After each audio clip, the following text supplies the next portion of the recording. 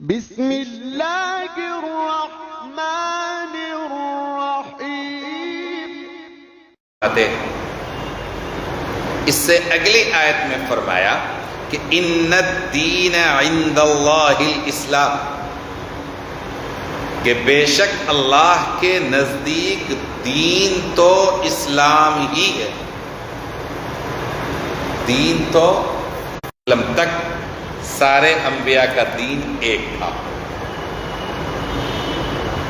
لہذا یہ جو بنیادی عقائد ہیں، وحدانیت، رسالت، عقیدہ آخرت، جزا و سزا، قیامت، جنت، دوزخ، فرشتے، یہ تمام شریعتوں میں یہ حکم موجود تھا۔ البتہ جو فروعاتی مسئلہ ہے، جو فروعی احکام ہیں، جس کا تعلق انسان کے عمل سے ہے، حالات سے ہے، زمانے کے تقاضے سے ہے، وہ اللہ تعالی نے الگ الگ نبیوں کو آنے میں الگ الگ انداز کا عطا فرمایا۔ تو شریعتیں نبیوں کی الگ الگ رہیں، لیکن دین سارے نبیوں کا ایک رہا۔ وہ دین کیا تھا؟ اسلام۔ نبی کا دین کیا تھا؟ والے ہیں اس زمانے کے مسلمان وہی تھے۔ حضرت موسیٰ کے زمانے کے مسلمان یہودی تھے، حضرت عیسیٰ کے زمانے کے مسلمان عیسائی تھے، حضرت آدم کے زمانے کے مسلمان ان کو ماننے والے تھے۔ ٹھیک ہے، تو دین ایک ہی ہے۔ اللہ کی رضا اور اللہ کی مرضیات کے مطابق زندگی گزارنے کے لیے جو طریقہ بیان نازل کیا اللہ تعالی نے نبی آخر زمان محمد رسول اللہ صلی اللہ علیہ وسلم پہ، آخری زمانے میں اب وہی دین ہے۔ ٹھیک ہے، لہذا سب سے بڑی حقیقت، اس کائنات کی سب سے بڑی سچائی کیا ہے؟ دین اسلام ہے۔ لہذا اگر کوئی اس کے علاوہ کوئی طریقہ، کوئی راستہ، کوئی ذریعہ اختیار کرے گا، اللہ تعالیٰ نے فرمایا وَلَن يُقْبَلَ مِنْهُ، وہ قبول نہیں کیا جائے گا، وَهُوَ فِي الْآخِرَةِ مِنَ الْخَاسِرِينَ، وہ آخرت میں کیا ہوگا؟ گھاٹا اٹھائے گا، آخرت میں وہ ناکام ہو جائے گا، اسے نجات نہیں ملے گی۔ آج کئی لوگ ایسے ہیں جو کہتے ہیں کہ منزل تو ایک ہی ہے، راستے انیک ہیں۔ منزل تو ایک ہی ہے، راستے انیک ہیں۔ نہیں، قرآن کریم کا یہ دعویٰ ہے کہ منزل بھی ایک ہے اور راستہ بھی ایک ہے۔ اللہ تعالیٰ نے ایک ہی راستہ بتایا۔ اس کائنات کا رب ایک، اس کائنات کی شروعات انسانیت کی جن سے ہوئی وہ آدمی ایک، انسان جو پیدا ہوتا ہے ایک باپ کے نطفے سے پیدا ہوتا ہے۔ اس کائنات کے لیے سورج ایک، ٹھیک ہے، تو اس رب کی رضا تک پہنچانے کے لیے راستہ بھی ایک۔ منزل کیا ہے؟ اللہ کی رضا، اور راستہ کیا ہے؟ دین اسلام۔ یہ بہت معقول بات ہے، یہ قرآن کریم کا بھی دعویٰ ہے، اور اس دعوے کو کوئی ختم یا غلط ثابت نہیں کر سکتا۔ اب سوال یہ ہے کہ جب دین اسلام ہی اللہ کے کا پسندیدہ دین ہے، اللہ تک پہنچانے والا راستہ ہے، تو پھر سوال یہ ہے کہ اس زمانے کے یہود و نصارہ اور مشرکین اور مجوسیوں نے جو نہیں مانا، تو پھر نہیں ماننے کے پیچھے کیا بات تھی؟ ان کو تو مان لینا چاہیے تھا۔ اللہ رب العالمین نے فرمایا کہ وَمَا اخْتَلَفَ الَّذِينَ أُوتُوا الْكِتَابَ إِلَّا مِن بَعْدِ مَا جَاءَهُمُ الْعِلْمُ بَغْيًا بَيْنَهُمْ، اور اہل کتاب نے جانتے بوجھتے محض باہمی حسد کی بنا پر اختلاف کیا ہے، اور جو اللہ کے احکام کے ساتھ کفر کرے تو بے شک اللہ جلد حساب لینے والے ہیں۔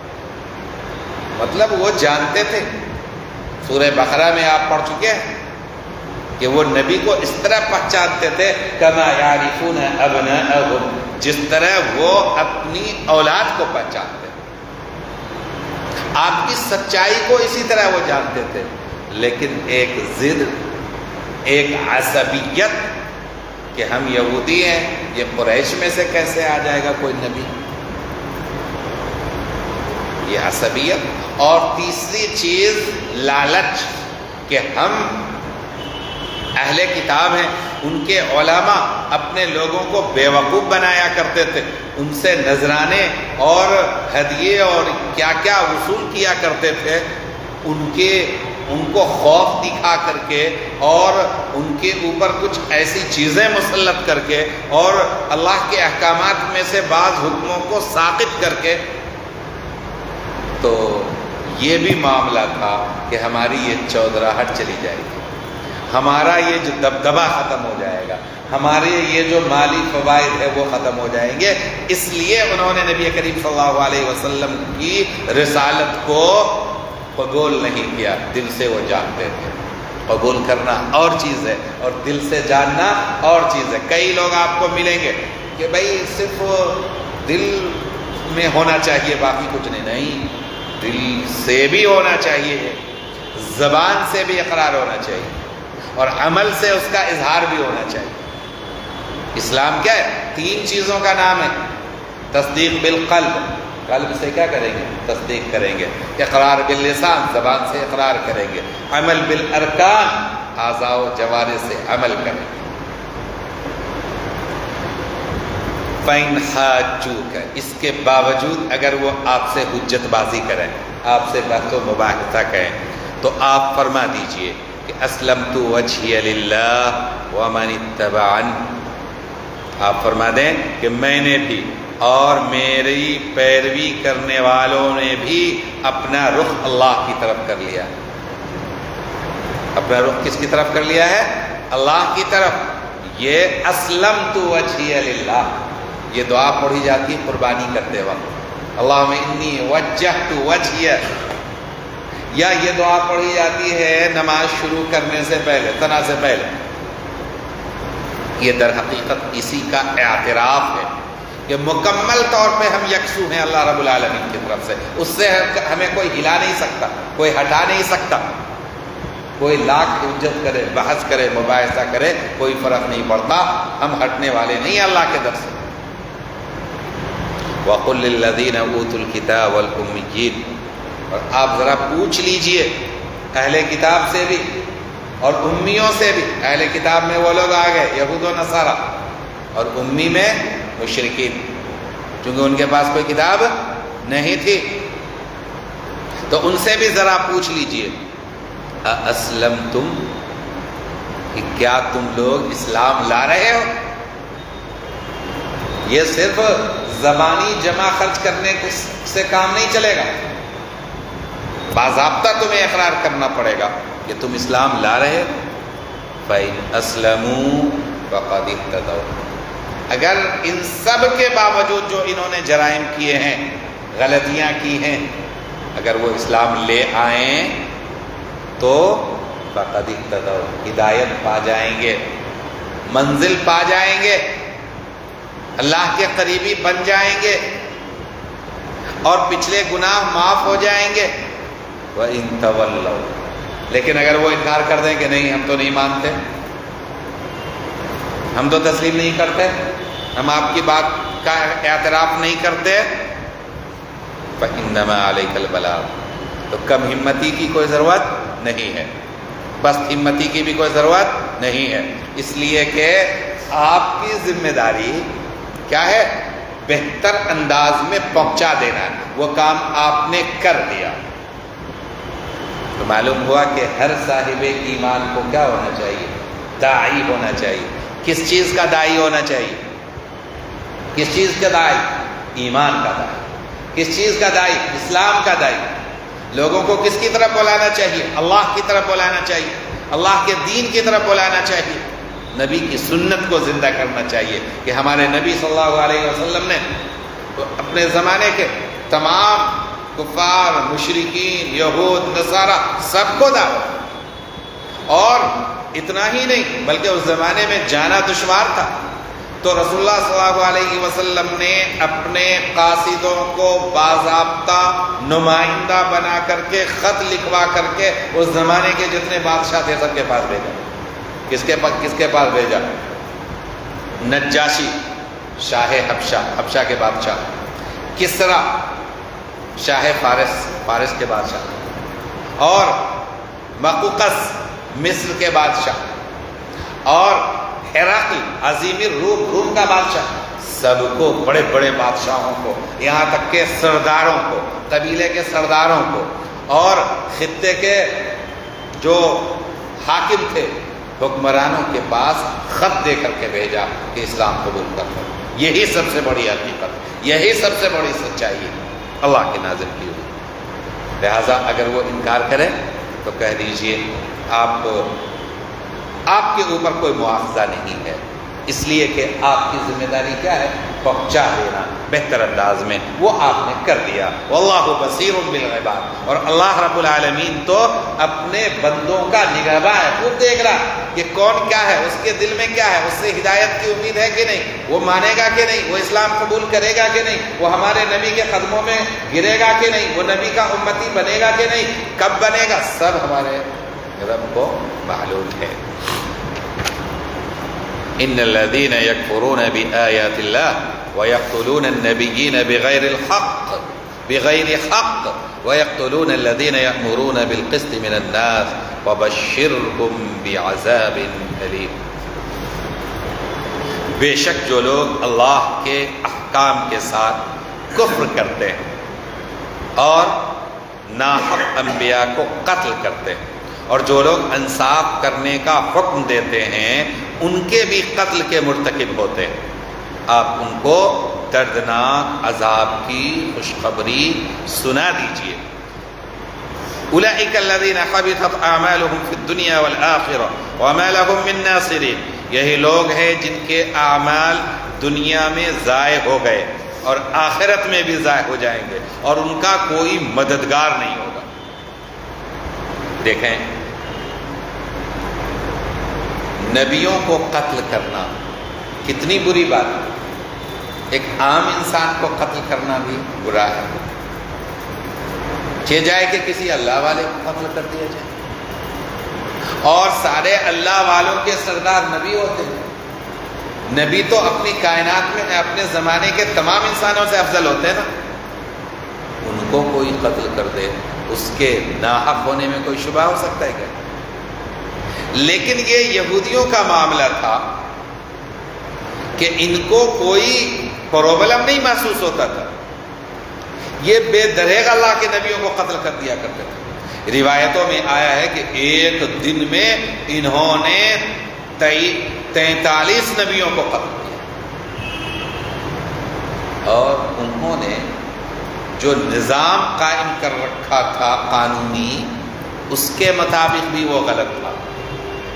تو اللہ تعالیٰ نے فرمایا کہ ارے کیسے ظالم لوگ ہو، کہ جو لوگ کفر بھی کرتے ہیں اور نبیوں کو بغیر ناحق قتل بھی کرتے ہیں، بغیر حق کے یعنی ناحق قتل بھی کرتے ہیں، اور اسی طریقے سے جو لوگ اچھائی کا حکم دیتے ہیں، عدل کا حکم دیتے ہیں، انصاف کرنے کا حکم دیتے ہیں، ان کے بھی قتل کے درپے ہو جاتے ہیں، تو ان کو خوشخبری سنا دیجئے دردناک عذاب کے۔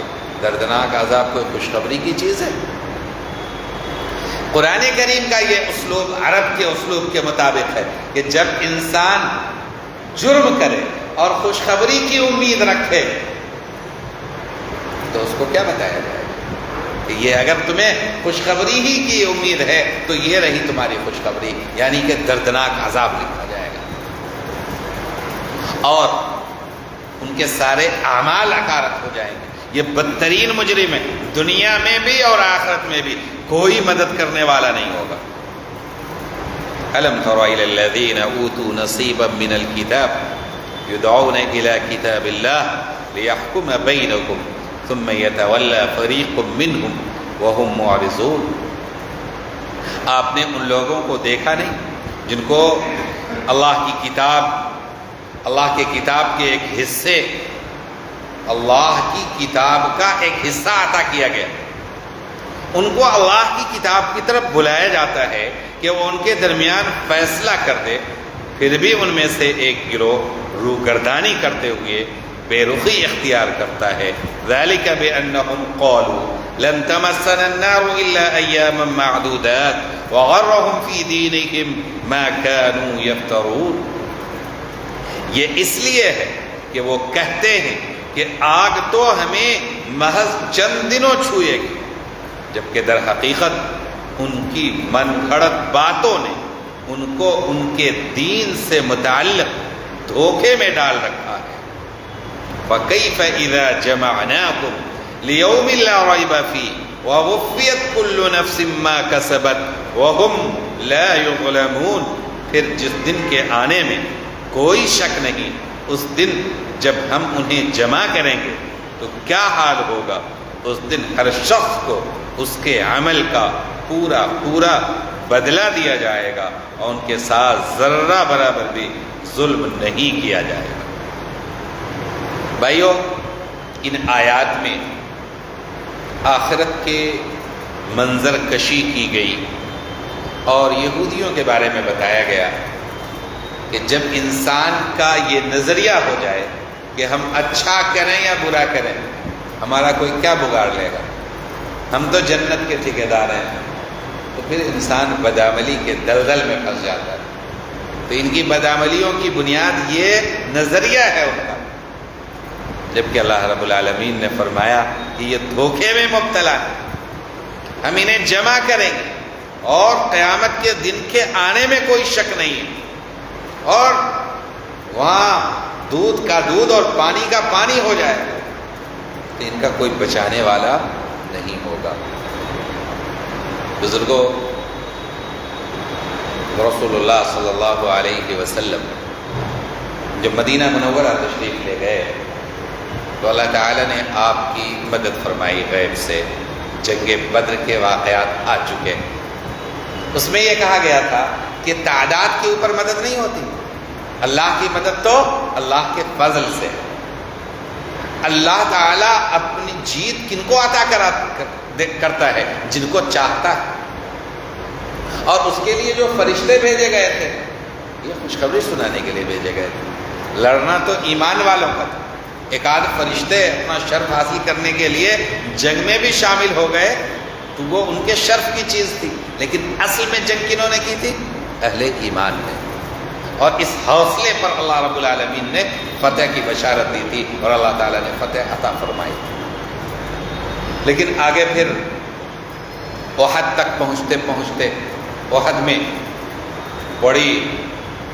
بڑے نقصان کا سامنا کرنا پڑا اہل ایمان کو. اور پھر اس کے بعد جو سب سے بڑا جتھا مدینہ منورہ کے اوپر چڑھ دوڑا وہ غزوہ احزاب کے موقع پر، جس کو خندق کہتے ہیں. آپ جانتے ہیں کہ قریش، بنو غطفان اور جتنے بھی زمانے جاہلیت میں مکہ کے آس پاس میں جتنے قبائل تھے، سارے قبیلوں کو قریش نے جمع کر لیا تھا. اور ان کا پکا ارادہ تھا کہ مدینہ کی اینٹ سے اینٹ بجا دیں اور مسلمانوں کو کیا کریں گے؟ نیست و نابود کریں گے. اس صورتحال میں حضرت سلمان فارسی رضی اللہ تعالیٰ عنہ سے مشورہ کرنے کے بعد رسول اللہ صلی اللہ علیہ وسلم نے صحابہ کو یہ حکم دیا کہ مدینہ کے 2 سمت میں خالی حصہ ہے جس پہ دشمن حملہ کر سکتا ہے. ایک سمت میں پہاڑ ہے احد، ادھر سے حملہ نہیں کر سکتا. ایک سمت میں کھجور کے باغات ہیں گھنے، ادھر سے بھی دشمن حملہ آور نہیں ہو سکتا. 2 سمت خالی ہے، اگر خندق کھود دیا جائے، گڑھا کھود دیا جائے گہرا اور چوڑا، تو دشمن حملہ نہیں کر سکتا. رسول اللہ صلی اللہ علیہ وسلم نے صرف یہ نہیں کہ آپ نے حکم دے دیا اور خود جا کے سو گئے، بلکہ خود لگے رہے اور آپ خود پھوڑا چلاتے رہے. صحابہ کرام، ہر ایک صحابی کو کہا گیا کہ 10 گز کھدائی کرنی. آپ کھدائی کر کے دیکھیں، حالت خراب ہو جائے گی. جب گھر کی تعمیر کی جاتی ہے نا تو پیلر کے لیے کھدائی کی جاتی ہے، اس کا اسپیشلسٹ آدمی ہوتا ہے. کسی اناڑی آدمی کو کہا جائے کھودنے کے لیے بہت مشکل ہوتا ہے. لیکن قربان جائیے رسول اللہ صلی اللہ علیہ وسلم اور آپ کے صحابہ پر بھوکے رہ کر کے پیاسے رہ کر کے، اپنی ساری ضروریات کو چھوڑ کر کے، اپنے تقاضوں کو چھوڑ کر کے، یہاں تک کہ استنجا پاخانہ کو روک کر کے، آپ سارے صحابہ آپ کے اور خدا حضرت صلی اللہ علیہ وسلم پھاوڑا ہاتھ میں لے کر کے، کدال لے کر کے خندق کے کھودنے کا کام کرتے. اسی مرحلے میں ایک بہت بڑا چٹان آ گیا. اب وہ چٹان ہے، وہ کہاں پھاوڑے سے ٹوٹتا ہے. صحابہ تھک گئے، کہنے لگے یا رسول اللہ یہ تو نہیں ٹوٹتا، تو آگے کھدائی کیسے ہوگی؟ رسول اللہ صلی اللہ علیہ وسلم تشریف لائے اور آپ نے کدال اپنے ہاتھ میں لیا اور کدال لے کر کے وہ زور سے مارا اس کے اوپر کہ اس کے کئی ٹکڑے ہو گئے. اور کئی ٹکڑے ہونے کے وقت کہتے ہیں کہ کسی لوہے کو پتھر میں ماریے گا چنگاری اٹھے گی، کہ تیز روشنی ہوئی. حضرت صلی اللہ علیہ وسلم نے کدال کو رکھ دیا اور صحابہ کو بشارت دی کہ میرے صحابہ، یہ جو چنگاری نکلی، جو روشنی ہوئی، اس میں ہمیں اللہ تعالی نے فتح کی بشارت دی ہے.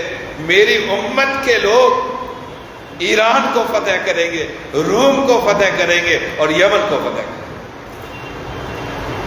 اس کے اندر روم کے محلات اور ایران کے محلات اور صنائع روم کے محلات ہمیں دکھلائے گئے. یہ صحابہ کے سامنے آپ نے بیان فرمایا تو صحابہ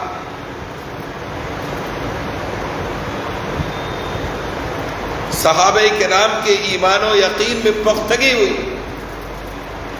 لیکن جو منافقین تھے وہ ٹھٹھا بازیاں کرنے لگے کہ دیکھو کھانے کو اناج نہیں، ضروریات کی تکمیل کے لیے چھوڑ نہیں سکتے ہیں، کھدائی کر رہے ہیں دشمنوں کے سے بچنے کے لیے، دشمنوں سے بچاؤ کا کوئی اپائے نہیں، اور خواب دیکھ رہے ہیں ایران اور روم جیسے سپر پاور کو فتح کرنے کا. اس موقع پہ اللہ رب العالمین نے ان آیات کریمہ کو نازل فرمایا. قُلِ اللَّهُمَّ مَالِكَ الْمُلْكِ تُؤْتِي الْمُلْكَ مَن تَشَاءُ وَتَنزِعُ الْمُلْكَ مِمَّن تَشَاءُ وَتُعِزُّ مَن تَشَاءُ وَتُذِلُّ مَن تَشَاءُ بِيَدِكَ الْخَيْرُ إِنَّكَ عَلَى كُلِّ شَيْءٍ قَدِيرٌ. اے نبی صلی اللہ علیہ وسلم، آپ اللہ سے یوں دعا کیا کریں کہ اللہ جو پوری سلطنت کے مالک ہیں، آپ جسے چاہتے ہیں حکومت عطا فرماتے ہیں اور جس سے چاہیں حکومت چھین لیتے ہیں. جسے چاہتے ہیں حکومت عطا فرماتے ہیں اور جس سے چاہتے ہیں حکومت چھین لیتے ہیں، اور جسے چاہتے ہیں عزت سے ہمکنار کرتے ہیں اور جس سے چاہتے ہیں ذلت سے دوچار کرتے ہیں. آپ ہی کے ہاتھ میں ہر بھلائی ہے، بے شک آپ ہر چیز پہ قادر ہیں. یہ بتایا گیا کہ دعا کریں اللہ سے. اس میں بشارت بھی دی گئی کہ حکومت دینا یہ اللہ کا کام اور حکومت لینا بھی اللہ کا کام. وہ جس کو چاہے. چنانچہ وقت نے دیکھا کہ 50 سال بھی نہیں گزرے تھے کہ ساری بادشاہتیں سرنگو ہو گئی اسلام کے جیالوں کے سامنے. اس طور پہ اللہ تعالیٰ نے اپنے اس وعدے کو پورا کر دیا اور رسول اللہ صلی اللہ علیہ وسلم نے اس چنگاری میں جو دیکھا تھا اللہ تعالیٰ نے اس کو بھی پورا فرما دیا. اور اگر ہمارے اندر بھی ایمان و یقین کی قوت پیدا ہو تو اللہ تعالیٰ ہمیں بھی وہ عطا کر سکتا ہے جو اللہ تعالیٰ نے اپنے نیک بندوں سے وعدہ کیا ہے. تولج اللیل فی النہار وتولج النہار فی اللیل. آپ رات کو دن میں اور دن کو رات میں داخل کرتے ہیں، بے جان سے جاندار کو نکالتے ہیں اور جاندار سے بے جان کو. وَتَرْزُقُ مَن تَشَاءُ بِغَيْرِ حساب. اور جسے چاہتے ہیں بے حساب روزی عطا فرماتے ہیں. یہ اللہ کی صفت ہے، اس کے اوپر پورا یقین رکھنا چاہیے اور اسی سے ماننا چاہیے. اللہ رب العالمین ہم سب کو اپنے فضل سے مالا مال فرمائے.